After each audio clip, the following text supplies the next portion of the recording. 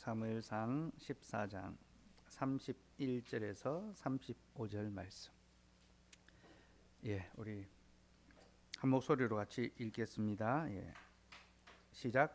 그날의 백성이 믹마스에서부터 아엘론에 이르기까지 블레셋 사람들을 쳤으므로 그들이 심히 피곤한지라. 백성이 이에 탈취한 물건에 달려가서 양과 소와 송아지들을 끌어다가 그것을 땅에서 잡아 피채 먹었더니 무리가 사울에게 전하여 이르되 보소서, 백성이 고기를 피채 먹어 여호와께 범죄하였나.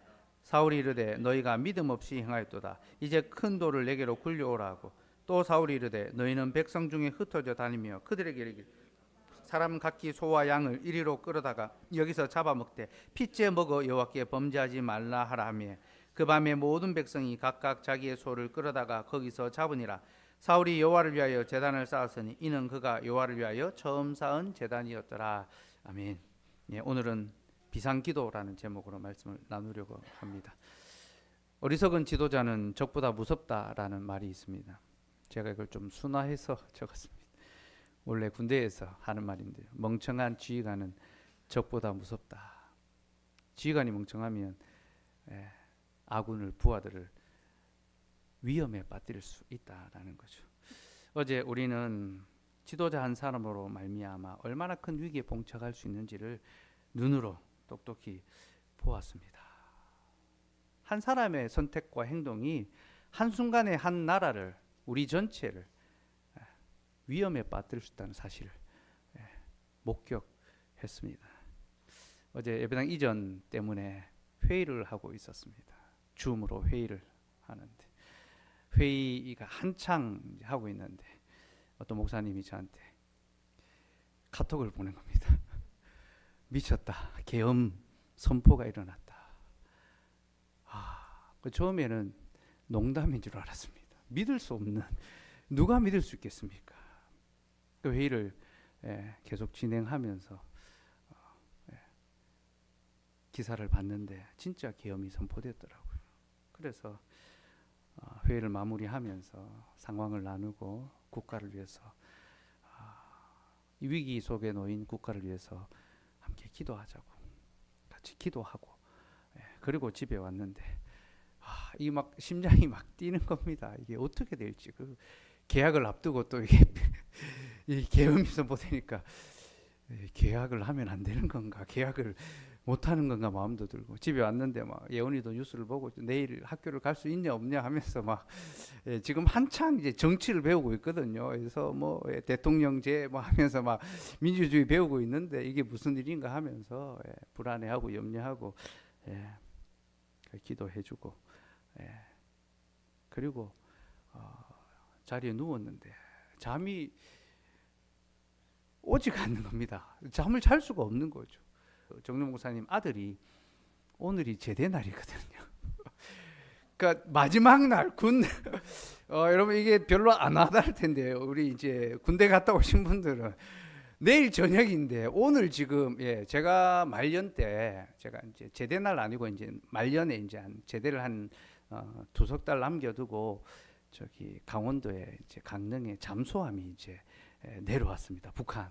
그래서 북한 이제 그 군인들, 공비들이죠. 그래서 이제 저기 다시 북한으로 이제 월북하는 이제 그 과정이 있어서 온 군대가 이제 그 강원도의 군대가 다 이제 비상이 걸리고 야간 이제 계속 이제 전투복 입고 근무 서고 아침 저녁으로 나가고, 그때 엄청나게 참 긴장되고 또 두렵기도 하고 또 말년에 꼬였다 생각하면서 보냈는데, 제대를 딱 하루 남겨두고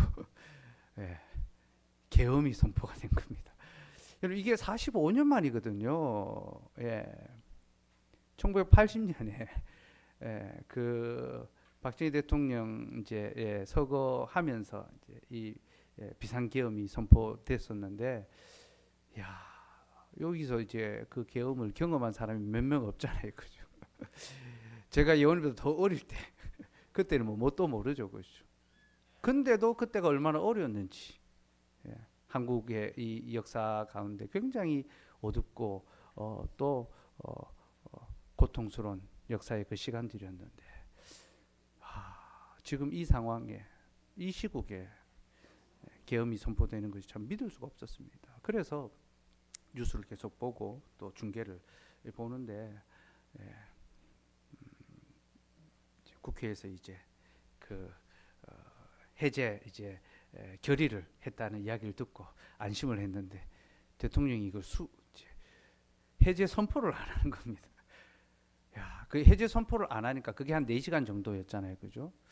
해제 선포를 안 하는 그 시간 제가 끝까지 잊지는 못했습니다. 물론. 예, 근데 해제 선포를 안 한 걸 보면서 아, 이거 뭔가 더 큰 일이 일어날 수도 있겠다. 진짜 불안감이 드는 겁니다. 더 큰 일은 예, 도발을 하는 거죠. 그죠? 그 전쟁이 사실은 일어날 수도 있는, 그러니까 계엄을 선포하는 것도 정상적인 판단으로 선택을 할 수 없는 일입니다. 모든 정치 평론가들이, 정치인들이 도무지 이해할 수 없는 선택을 했다라고 그렇게 이제 다 평가하잖아요.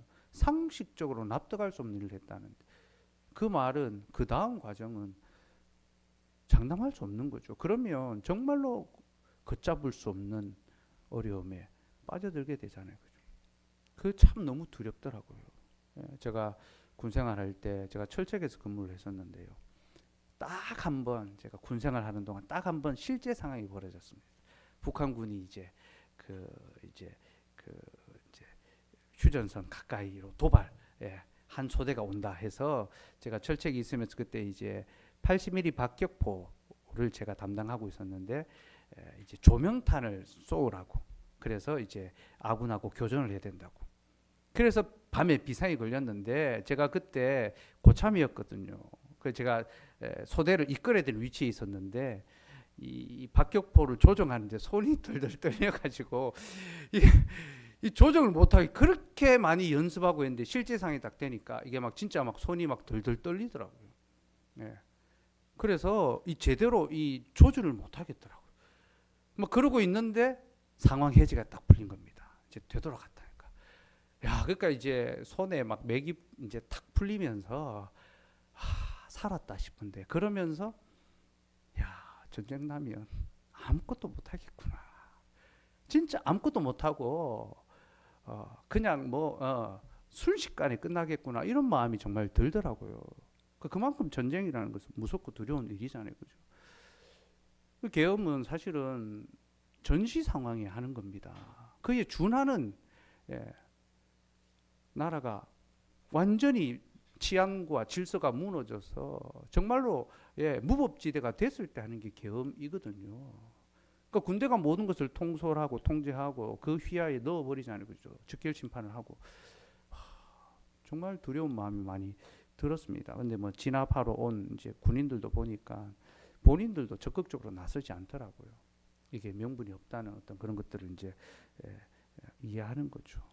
그 일련의 상황을 겪으면서, 그래서 어쨌든 지도자 한 사람의 역할이 얼마나 중요한지를 새삼 깨닫게 됩니다. 그리고 세상의 왕, 세상의 통치자들은요, 백성들을 보호하고 또 그들을 지켜주는 그것이 그들의 임무지만 그 속을 들여다보면요, 백성을 지키는 것이 아니라 자기의 권력을 지키는 것이 그게 자기의 목적인 것 같습니다. 그래서 백성들을 압제하고 유린하고 포갑하는 거죠. 총칼로 다스리려고 하는 거죠. 그게 세상 통치자들의 모습입니다. 그러나 하나님이 세우신 통치자, 하나님의 나라의 통치자는 다르죠. 우리가 지난주에도 살펴보았지만 그들은 백성들을 압제하기 위해서 억제하는 것이 아닙니다. 그들은 백성들을 덮어주기 위해서 억제하는 겁니다. 그들의 연약함을 덮어주고 그들을 보호하기 위해서 있습니다. 하나님이 이스라엘에 바로 그런 왕을 주기를 원하셨습니다. 나는 너희에게 이런 왕을 주기를 원한다. 세상의 왕들과는 다른 왕을 내가 너희에게 주겠다. 왜 그런 왕을 주실까요? 이것을 통해 하나님은 자신이 어떤 왕인지를 보여주기를 원하셨습니다. 곧 나는 세상의 왕들처럼 군림하고 억압하는 왕이 아니라 너희를 덮어주고 보호하는 선한 왕이다.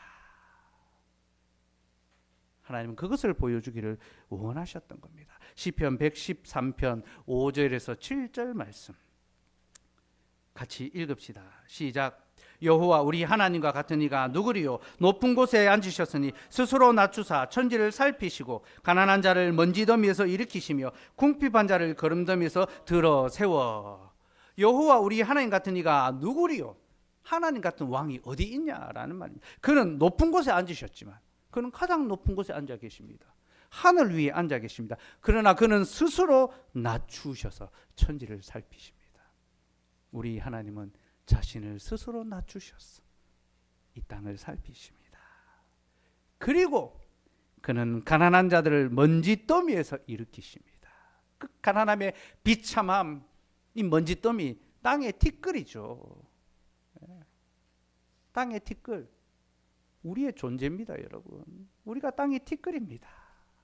비참한 가운데 살아가는 그런 우리를 일으켜 주시고 궁핍한 자,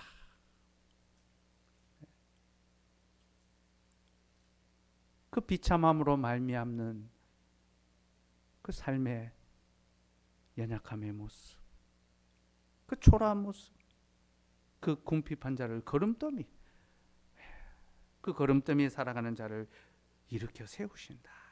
여러분, 이런 왕이 어디 있습니까? 세상의 왕은 가난한 자를 더욱 짓밟고 궁핍한 자를 외면하지 않습니까? 그러나 우리 하나님은 가장 높은 곳에 앉으셨으나 스스로 낮추셔서 온 땅을 살피시되 그는 가난한 자를 먼지더미에서 일으키시고 궁핍한 자를 거름더미에서 일으켜 세워 주시는 분이십니다. 그분이 우리의 왕 하나님이시고요. 하나님은 자신과 같은 왕을 이스라엘 백성들에게, 자기 백성에게 주기를 원하십니다.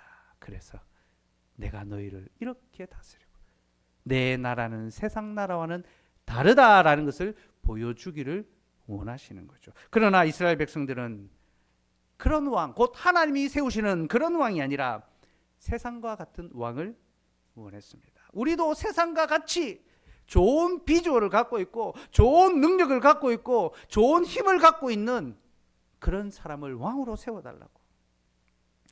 그들은 하나님이 세우시는 왕이 아니라 세상과 같은 왕을 구했습니다. 그래서 하나님이 그들에게 그 왕을 줍니다. 누굽니까? 사울이잖아요.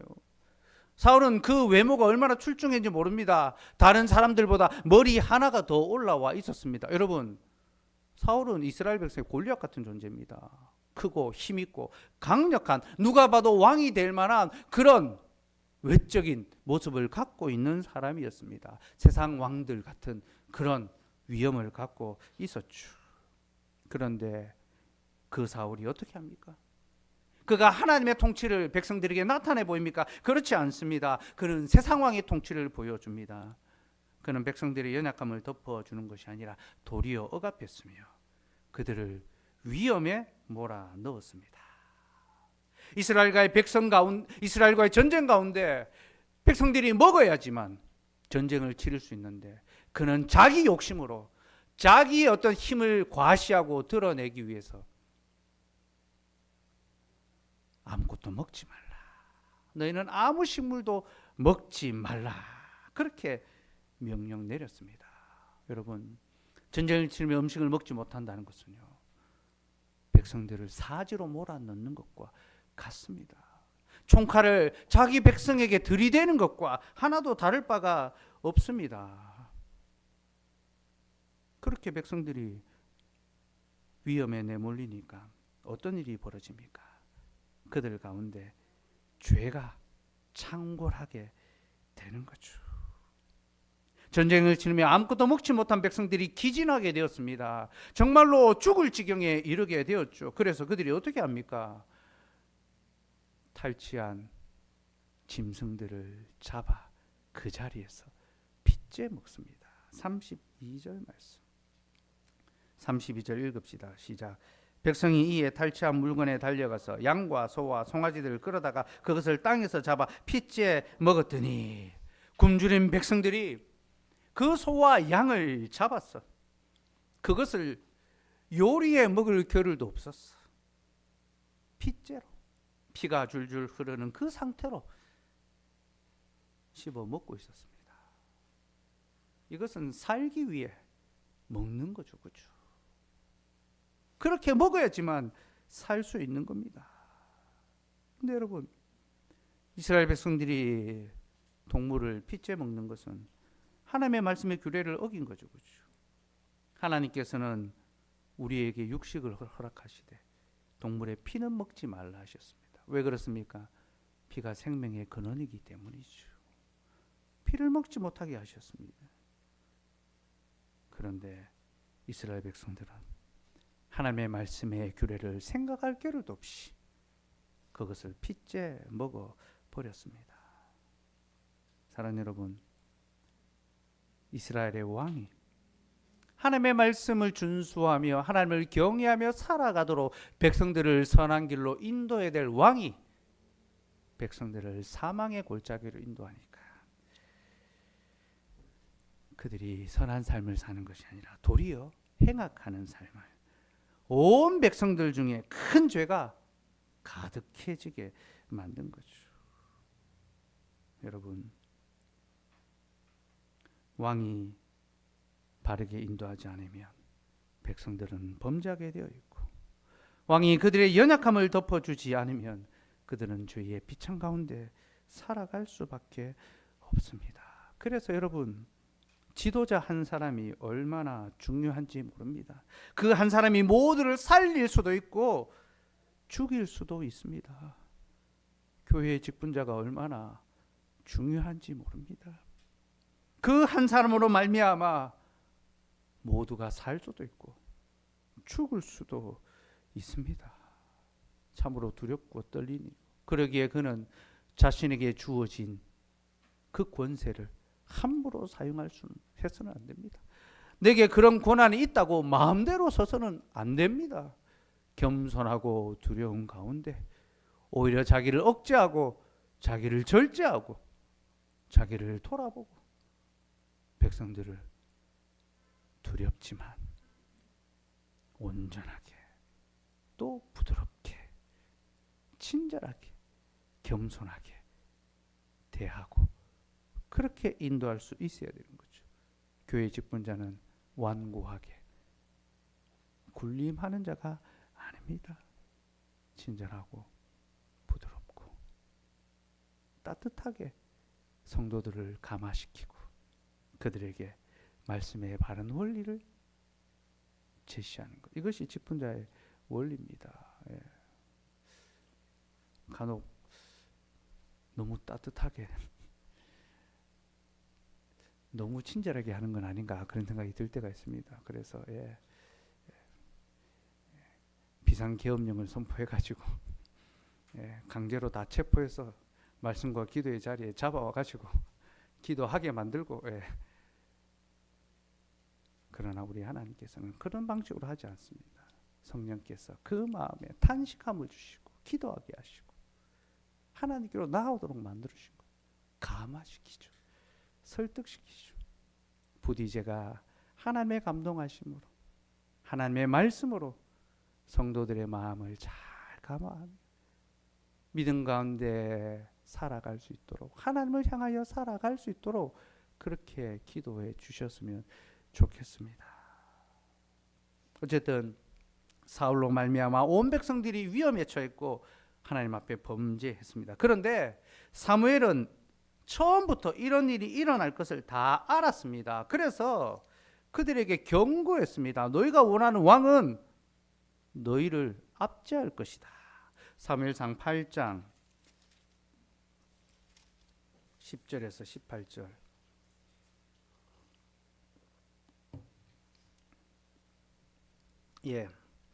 8장 10절에서 18절인데요. 다 읽기는 너무 내용이 많아서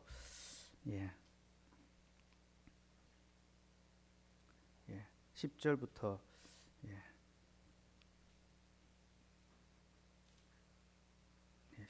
12절까지만 읽읍시다.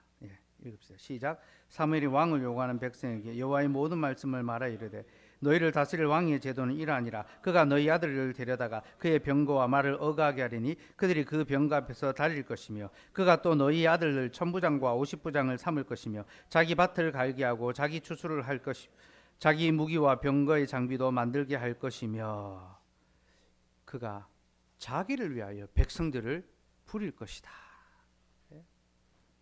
너희의 아들들은 종으로 삼고 자기 밭을 갈게 할 것이고 딸들을 데려다가 요리하게 만들고 밭과 포도원을 빼앗고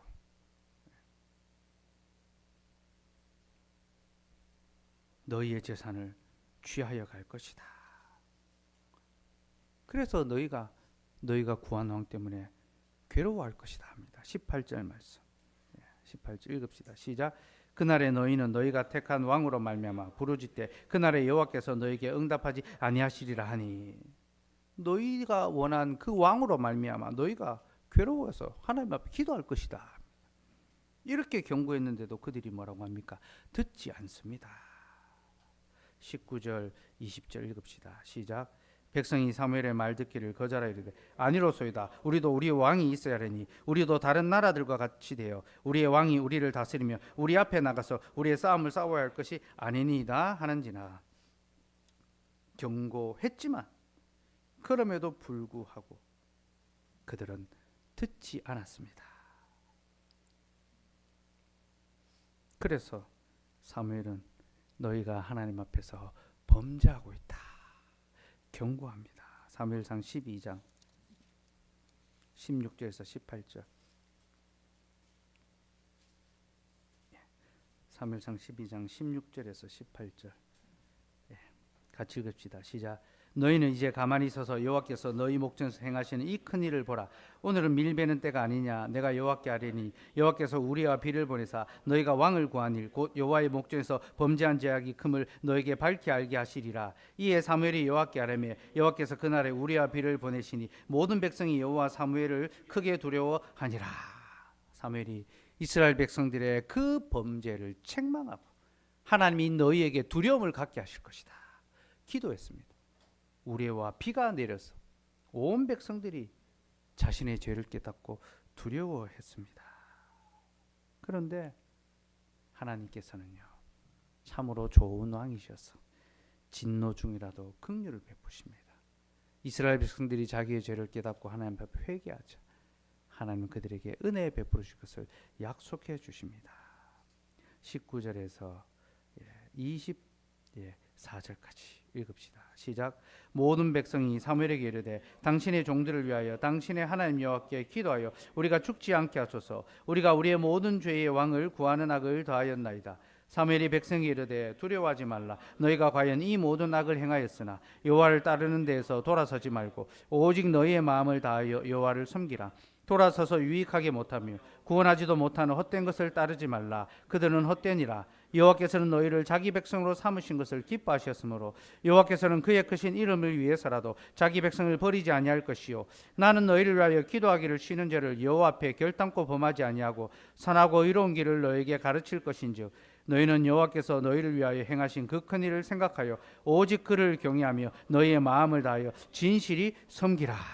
이스라엘 백성들이 자신의 죄를 회개하며 돌이키자 하나님께서 그들을 긍휼히 여기시고 그들을 자기 백성으로 삼으신 것을 기뻐하셨습니다. 그리고 자신의 이름을 위해서 그들을 지키실 것을 약속해 주셨고 사무엘은 바로 이 일을 위하여 내가 너희를 위하여 기도하기를 쉬는 죄를 여호와 앞에 결단코 범하지 아니하고 하나님께서 너희를 지키시고 붙들으시기를 내가 항상 기도하겠다. 여러분 사울은 군림하는 왕이었지만 사무엘은 기도하는 왕이었습니다. 우리 주님은 지금도 우리를 위하여 기도하기를 쉬지 않으시는 왕이시죠. 그는 참으로 선하고 좋으신 왕입니다. 저도 여러분들을 위하여 기도할 것이고 여러분도 자기 자신과 교회를 위하여 이 땅을 위하여 기도할 수 있어야 합니다. 그때 하나님께서는 우리의 기도를 들으시고 우리를 자신의 은혜의 날개 아래 자신의 선한 통치 아래 우리를 보호해 주실 것입니다. 곧 우리에게 선하고 의로운 길을 가르치며 우리가 여호와를 경외하며 살아갈 수 있도록 긍휼을 베풀어 주시는 거죠. 그러니 여러분 우리는 간절히 기도해야 됩니다. 우리는 항상 기도해야 되지만 비상시에는 더욱 간절히 기도해야 합니다. 지금은 비상시국이죠. 더욱 간절히 기도해야 하며 교회의 중요한 일을 앞두고 더 힘써 기도할 수 있어야 합니다. 이것이 하나님이 우리에게 요청하시는 믿음의 삶입니다. 그러면 무엇을 위해서 기도해야 합니까? 지도자들을 위해서 기도해야 합니다. 디모데전서 2장 1절에서 2절 말씀 같이 읽읍시다. 시작. 그러므로 내가 첫째로 권하노니 모든 사람을 위하여 간구와 기도와 도구와 감사를 하되 임금들과 높은 지위에 있는 모든 사람을 위하여 하라. 이는 우리가 모든 경건과 단정함으로 고요하고 평안한 생활을 하려 함이라. 디모데전서 2장에서 바울은 기도에 관해서 이야기합니다. 그런데 첫 번째로 기도해야 될 것이 임금들과 높은 지위에 있는 자들을 위하여 기도하라 합니다. 왜 바울이 위정자들을 위하여 기도하라라고 이야기할까요? 그 이유는 이는 우리가 모든 경건과 단정함으로 고요하고 평안한 생활을 하기 위해서다라는 말입니다. 이게 무슨 말이냐 하면요. 위정자들, 하나님께서 이 땅에 치리자들을 세워 두신 것은요, 그들을 통하여 공의를 바로 세우고 질서를 유지함으로 국민들의 삶의 안정과 평안, 생명을 보호하는 그 역할을 그들에게 맡기신 겁니다. 그래서 그들에게 권세를 주셨고 그들에게 칼을 쥐어 주셨습니다. 그러므로 국가 공직자들은 하나님 주신 권세를 가지고 공의를 바로 세워야 합니다. 질서를 바로 잡아야 합니다. 국민들의 안전과 생명을 보호해야 합니다. 그래서 국민들이 걱정하지 않고 염려하지 않고 두려워하지 않고 고요하고 평안한 삶을 살아갈 수 있게 해야 합니다. 그리고 그렇게 국민들이 고요하고 평안한 삶을 살 때 우리가 그 고요와 평안 가운데 경건하고 단정한 삶을 살 수 있습니다. 여러분, 경건하고 단정한 삶이 무엇인지 압니까? 예배입니다. 성경에서 단정이다라는 말은 예배적 용어와 연결됩니다. 경건은 예배입니다, 여러분. 하나님을 참되게 예배하는 삶을 살아갈 수 있다는 거죠. 여러분, 우리의 삶에 왜 고요와 평안이 필요합니까? 우리는 끊임없이 하나님 앞에 평안할 수 있도록 평안을 달라고 기도합니다. 우리의 마음이 복잡하고 괴롭고 삶이 힘들어서 그래서 평안을 달라고 기도합니까? 그런 의미도 있겠지만요. 그게 첫 번째가 아닙니다. 그저 내 마음이 편안하고 내가 아무 걱정, 근심, 염려 없이 살아가고 싶다. 세상 근심을 잊어버리고 싶다. 그런 마음 때문에 평안을 달라고 기도하는 것이 아닙니다. 내가 고요하고 평안한 몸과 마음으로 하나님을 예배할 수 있도록. 여러분, 우리의 삶이 위기에 처하면요, 우리는 하나님을 온전히 예배할 수 있는 기회를 잃어버리게 됩니다. 전쟁이 일어나면 하나님을 예배하기가 어렵습니다. 제가 군생활 하면서 훈련을 나가면 저는 어떤 자리 어떤 순간에도 늘 교회를 갔습니다. 고참들이 다 압니다. 근데 야외 훈련을 나가서 주일을 이제 지나게 됐는데 거기서는 뭐 어떻게 예배할 수 있는 방법이 없는 거예요. 그래서 부득이하게 혼자 기도하고 혼자 예배하게 됐습니다. 근데 그 상황이 너무나 마음이 아프고 비참하더라고요. 같이 예배하자고 교회 다니는 친구들 불러도 오지 않는 겁니다. 전시가 되면요, 우리의 삶의 안전이 다 무너지지 않습니까? 하나님을 예배하는 삶에 있어서 심각한 위기가, 방해가 찾아옵니다. 그죠? 물론 우리는 그때도 예배해야 할 것입니다. 그러나 하나님을 온전하게 예배하는데 많은 어려움이 생깁니다. 코로나 시국을 지나면서도 우리가 그런 것들을 겪었죠. 저는 우리가 국가의 위생 방역 원칙을 지키는 것은 필요하지만 교회가 너무 쉽게 예배를 내어놓은 것처럼 보이는 것, 이건 참 잘못했다고 생각이 듭니다. 그때 여러분, 직장을 폐쇄했습니까? 학업을 중단했습니까? 대중교통을 운행을 안 했습니까? 다 했습니다. 그죠? 다 직장 갔습니다. 월화수목금 다 회사 가서 일하면서 주일에 교회 가는 것은 금하는 것. 그리고 월요일 출근하면 너 또 교회 갔다 왔냐? 질문하고. 그죠? 우리는 너무 쉽게 예배를 내려놓아서는 안 됩니다. 어쨌든 전염병의 문제라든지 전쟁의 문제라든지 사회에 그 어떤 폭동이 일어난다든지 그런 상황이 되면 우리가 하나님을 참되게 예배할 수 없고 또 이 복음이 증거되기가 어렵습니다. 그래서 하나님께서는 통치자들을 통하여 우리의 삶의 고요와 평안을 허락하시고 이것을 통하여 하나님을 예배할 수 있도록 우리를 인도해 가시는 거죠. 예. 어제 상황을 들으면서 겪으면서 주일의 예배가 당장 오늘 수요 기도회가 걱정이 됐습니다. 뭐 검색을 해보니까는 뭐 8시 이후에는 뭐 외출과 집회의 어떤 금지 이런 것들이 막 뜨더라고요. 어떻게 해야 되는가 고민이 되기도 하고요. 근데 제가 오늘 낮에 예지자매에게 연락하는데 자기 집이 국회 근처였답니다. 국회 근처에 가지고 그 상황을 아주 정말 생생하게 피부로 이제 느꼈을 겁니다. 얼마나 많은 걱정과 긴장과 또 두려움이 있었겠습니까? 신랑은 멀리 포항에 진짜 신랑은 하늘에 있고 포항에 있는데 근데 이 자매가 이렇게 얘기하는 거예요. 혹시나 일이 생겨서 자기가 포항에 못 내려가면 예배를 제대로 못 드리는데 그게 걱정이었다고. 그래서 제가 따봉을 날렸습니다. 역시 여러분 우리의 삶의 고요와 평온함은 예배를 위한 것이며 우리는 바로 이것을 위하여 국가 위정자들을 위해서 기도해야 합니다. 그들이 바른 판단과 직무를 수행함으로 국민들의 안전과 생명을 지키며 또 이 땅에 하나님을 예배하는 그 예배가 그치지 않도록 기도해야 합니다. 지금 국가가 참 위기에 처해져 있습니다. 한 사람의 지도자가 온 나라를 위험에 빠뜨릴 수 있음을 우리가 보았고 또 아직 끝난 것이 아닙니다. 겨우 급한 불만 껐지 앞으로 어떤 일이 어떻게 진행될지 사실 누구도 예측할 수 없습니다. 계엄 선포도 예측할 수 없었는데 그 다음 행보는 사실은 더 예측할 수 없는 일이 일어날 수도 있습니다. 그래서 평안하게 일단락 됐구나라고 그렇게 생각해서는 안 됩니다. 더욱 기도해야 하고요.